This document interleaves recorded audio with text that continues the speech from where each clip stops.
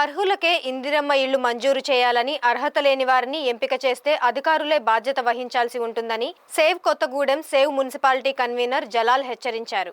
ఈ మేరకు కొత్తగూడెంలో ఇందిరాగాంధీ విగ్రహం వద్ద లబ్ధిదారులతో కలిసి కళ్లు మూసుకుని వినూత్న రీతిలో నిరసన తెలిపారు. ఈ సందర్భంగా ఆయన మాట్లాడుతూ గత బీఆర్ఎస్ ప్రభుత్వ హయాంలో 807 మందికి ఇంటి స్థలాలను మంజూరు చేసిందని గుర్తు చేశారు. ఇందిరమ్మ ఇళ్ల నిర్మాణం కోసం ప్రభుత్వం వీరికి 5 లక్షల రూపాయల వంతున మంజూరు చేయాలని ఆయన డిమాండ్ చేశారు.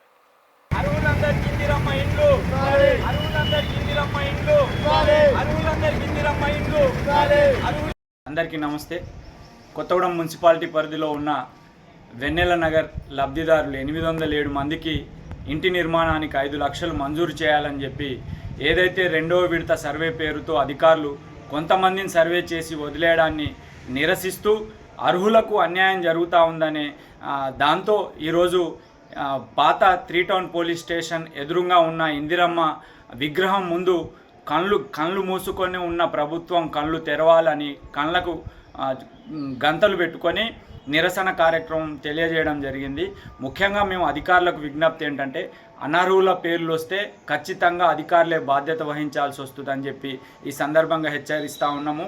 ఏదైతే రెండవ విడత సర్వేలో కొంతమందిని చేసి మళ్ళీ సర్వే ఆపేశారో అర్హులైన వాళ్ళందరి పేర్లు ఖచ్చితంగా 5 లక్షలు మంజూరు చేయాల్సిన బాధ్యత అధికారులదే, స్థానిక ప్రజాప్రతినిధులదే.